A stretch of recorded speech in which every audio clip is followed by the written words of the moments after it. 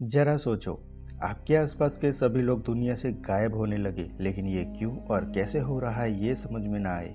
कुछ ऐसा ही होता है आज की हमारी कहानी में। कहानी की शुरुआत होती है एक थिएटर में, जहाँ बहुत से लोग फिल्म देख रहे थे। दूसरे कमरे में पॉल नाम का प्रोजेक्शनिस्ट था। उसके सर पे लाइट थी जिससे वो अंधेरे में देख सके।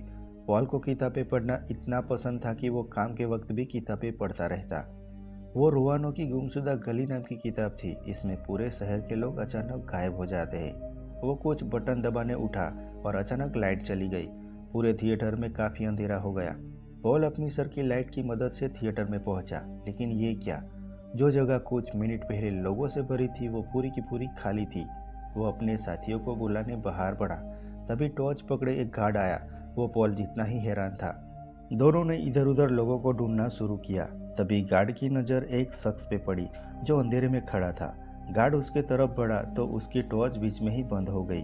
पॉल ने उसकी तरफ देखा तो गार्ड गायब था और जमीन पर सिर्फ उसके कपड़े पड़े थे। दूसरी तरफ हॉस्पिटल में रोजमेरी नाम की नर्स भी इसी तरह लोगों के गायब होने से हैरान थी।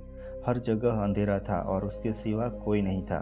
वो टॉर्च लेकर हॉल में गई, वहाँ भी कोई नहीं था। फिर वो ऑपरेशन थिएटर में गई, जहां बेड पर एक पेशेंट मिला। उसका शरीर कटा हुआ था, मगर डॉक्टर ऑपरेशन बीच में छोड़ के गायब हो गए थे। अचानक उस कमरे की लाइट भी चली गई और पेशेंट भी अपने आप गायब हो गया। डर के मारे रोजमेरी अपने बच्चे मैनी को ढूंढने लगी। अगली सुबह जब टीवी रिपोर्टर लुक राइडर की आंख खुली, तब उसने देखा कि उसकी गर्लफ्रेंड अभी तक घर नहीं लौटी। उसने टेबल की मोमबत्तियां बुझा दी और शायद यही कारण था कि वो अभी तक गायब नहीं हुआ। लुक ने देखा कि उसके मोबाइल की बैटरी खत्म हो गई है। घर में लाइट भी नहीं थी। उसने तुरंत कपड़े बदले और सड़क पर चला गया, जहां हर तरफ खाली गाड़ियां और कपड़े पड़े हुए थे। उसे कुछ समझ में नहीं आया और इधर उधर देखने लगा।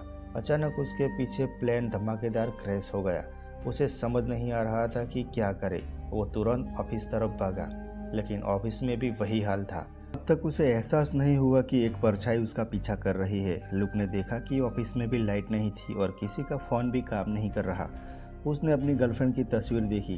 तभी उसकी नज़र कमरे से बाहर परछाई पर पड़ी। लुक के जाने के बाद परछाई ने तस्वीर को भी गायब कर दिया। लोगों के गायब होने के 72 घंटे बाद लोग सड़क पर एक गाड़ी चालू करने की कोशिश कर रहा था। अचानक एक आदमी खिड़की पर आके उसे मदद मांगने लगा। उसके हाथ में एक लाइटर था जिसने काम करना बंद कर दिया था, लेकिन लुक ने दरवाजे बंद कर लिए और परछाई उस आदमी को निगल गई। कुछ ही पलों में वो आदमी गायब हो गया और सिर्फ उसके कपड़े बचे थे। लुक फिर किसी चालू गाड़ी की तलाश में निकल पड़ा। पास ही में एक छोटी सी लड़की टॉर्च लिए उसे देख रही थी, लेकिन लुक की नज़र उस पर नहीं पड़ी। फिर उसे एक गाड़ी मिली जिसकी हेडलाइट चालू थी, लेकिन उसका इंजन काम नहीं कर रहा। आखिरकार अगली मोड़ पर उसे पब दिखा। वहाँ काफ़ी उजाला था। वो तुरंत अंदर घुसा, लेकिन वहाँ कोई नहीं था। वहाँ पर भी कई लोगों के कपड़े जमीन पर पड़े थे। उसने थोड़ी शराब पी और खुद को शांत किया और जनरेटर की तलाश में बेसमेंट तक पहुँच गया। बदकिस्मती से उस जनरेटर का पेट्रोल जल्द ही खत्म होने वाला था। अचानक जेम्स नाम के 12 साल के लड़के ने आकर उस पर बंदूक तान दी। उसने लुक को अपनी टॉर्च नीचे रखने को कहा और फिर उसे वापस ऊपर ले आया। लुक अनजान आदमी था, इसीलिए जेम्स डरा हुआ था, लेकिन लुक ने उसे विश्वास दिलाया कि वो जेम्स को कोई नुकसान नहीं पहुंचाएगा। आखिरकार जेम्स ने बंदूक नीचे रख दी और अपना नाम बताया। वो इस पार्क के मालिक का बेटा है। लोगों के गायब होने के बाद वो और उसकी माँ ही जिंदा बचे थे। उसकी माँ पास के चर्च से मदद मांगने गई है और जेम्स उसका इंतजार कर रहा था। लुक ने जेम्स को सच्चाई बताते हुए कहा कि अभी सुबह के 11 बज रहे हैं, फिर भी बाहर एकदम अंधेरा है। उस घटना के बाद सूर्य देर से उगता है और जल्द ही छिपने लगता है। कुछ दिनों में धरती पे सूर्य की रोशनी नहीं होगी, इसलिए जेम्स की माँ के वापस लौटने की उम्मीद काफ़ी कम है। लेकिन जेम्स को उसे यकीन नहीं था। वो यहीं पर रुक के अपनी माँ के इंतजार करने का फैसला करता है।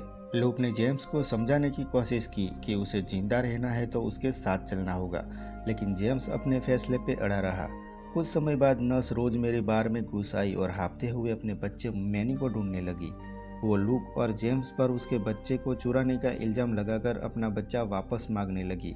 फिर उसने पागलों की तरह चिल्लाना शुरू कर दिया और दोनों के सर पे बंदूक तान दी। आखिरकार टेबल पर गोली चलाकर वो शांत हुई।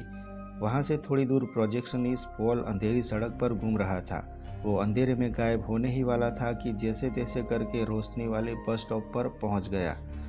वो बच तो गया लेकिन उसकी बॉडी को परछाइयों ने काफ़ी तरह जख्मी कर दिया था। उधर बार में रोजमेरी को जेम्स पानी पिला के शांत करता है। उसने बताया कि वो अपने 9 महीने के बच्चे मैनी को ढूंढ रही है। इसके बाद हम फ्लैशबैक में देखते हैं कि रोजमेरी हॉस्पिटल के बाहर सिगरेट पीने आई थी। अचानक हर तरफ अंधेरा हो गया और एक गाड़ी की क्रैश होने की आवाज़ आई। वो अपनी लाइटर की रोशनी की वजह से बच गई थी। किसी भी तरह रात गुजर कर वह सुबह अपने घर पहुंची। वहां कमरे में रखे पालने के पास गई पर उसका बच्चा गायब हो चुका था। अब बार में रोजमेरी अपने बैग से चमकीली तारें निकाली जिसकी मदद से वो जिंदा रह पा रही थी। उसी वक्त एक जोरदार चीख ने उन्हें डरा दिया। सबने सोचा कि उन्हें बाहर चल के देखना चाहिए। लुक कोई जोखिम नहीं उठाना चाहता था, लेकिन ये दोनों ने उस आदमी को बचाने को कहा। आखिरकार लुक को बाहर बस स्टॉप पर जख्मी पॉल दिखाई दिया। उसे पास आती परछाई की आवाज़ सुनाई दे रही थी। लुक ने अपनी जान खतरे में डाल के पॉल को बार में ले आया। फिर रोजमेरी ने पॉल के जख्मों पर दवाई लगाई। कुछ देर बाद पॉल को होश आया और उसने अपनी कहानी बताई। सबके गायब होने के बाद भी पॉल अपनी सर्किल लाइट की वजह से जिंदा रहा, लेकिन कुछ मिनट बाद लाइट बंद हो गई और किसी ने उस पर सर पर जोरदार वार किया। उस परछाई ने मानो उस पर कब्जा कर लिया हो, पर उसे मौत के लिए उकसाने लगी। पॉल के कानों में कई आवाज़ें गूंजने लगी और वो मदद के लिए चिल्लाया, लेकिन उसी वक्त उसकी सर की लाइट अपने आप चलने लगी और वो सड़क पर आ गया। वो किसी तरह बस स्टॉप तक पहुंचने में कामयाब रहा, जहां लुक ने उसे बचा लिया। उस पर लुक ने उसे पूछा कि वो तो ठीक है, पर तुझे मारा किसने था? तो पॉल ने बताया कि वो कोई शरीर या चेहरा नहीं बल्कि सिर्फ एक परछाई थी। तब रोजमेरी ने बड़बड़ाना शुरू किया कि भगवान उन्हें पापों की सजा दे रहे हैं, लेकिन लुक के हिसाब से भगवान होते ही नहीं और न ही वो सजा के हकदार है। अचानक लाइट फिर से बुझने लगी, इसीलिए सब बेसमेंट में पहुंचे। लोग जनरेटर को ठीक करने गया। तब पॉल ने उन्हें रोवानोव की गुमशुदा किताब के बारे में बताया। उसके मुताबिक साल 1587 में रोवानोव टापू से लोग रहस्यमय तरीके से गायब होने लगे। बाकी दुनिया को इसका पता तब चला जब नाविकों को इस टापू पर लोगों के कपड़े, खाना और जानवर मिले। उन्होंने देखा कि दीवार पर करो एट नॉट शब्द लिखा हुआ था। पॉल के मुताबिक इसके पीछे का रहस्य कोई नहीं जानता। अचानक पॉल परेशान होकर जनरेटर को तोड़ना शुरू किया और फिर से जख्मी हो गया। फिर बाकी सब लोग मिलकर पॉल को पूल टेबल पर लेटाया। रोजमेरी लुक को फटाफट बर्फ लाने को कहती है। तभी लुक को आखिरी बार ऑफिस जाने का पल याद आया। स्टूडियो में आखिरी खबर चल रही थी जिसमें खबर पढ़ रही लेडीज अचानक हवा में गायब हो गई। तभी शिकागो से खबर चलने लगी। उसमें एक आदमी सबको हर पल अपने साथ लाइट रखने को कह रहा था। उसके मुताबिक ये परछाइयाँ कोई भी रूप लेकर इंसान को मौत के लिए उकसा सकती है, इसीलिए वो लाइट के सिवा किसी पर भी विश्वास नहीं कर सकते। फिर लुक को एक आइडिया आया, अगर वो किसी भी तरह शिकागो पहुंच जाए तो वहां बचे हुए लोगों से मिलकर वो इस मुसीबत का हल निकाल सकते हैं। उसे याद आया कि रास्ते में उससे चालू ट्रक दिखा था और उसे सबके साथ मिलकर ट्रक को ठीक करना चाहिए। थोड़ी देर में पब का जनरेटर बंद होने वाला था, इसीलिए जनरेटर का इस्तेमाल ट्रक का इंजन चालू करने के लिए करना चाहिए। लेकिन रोजमेरी के हिसाब से उनका मरना भगवान की मर्जी है, लेकिन कुछ भी करके लुक उसे मना लिया।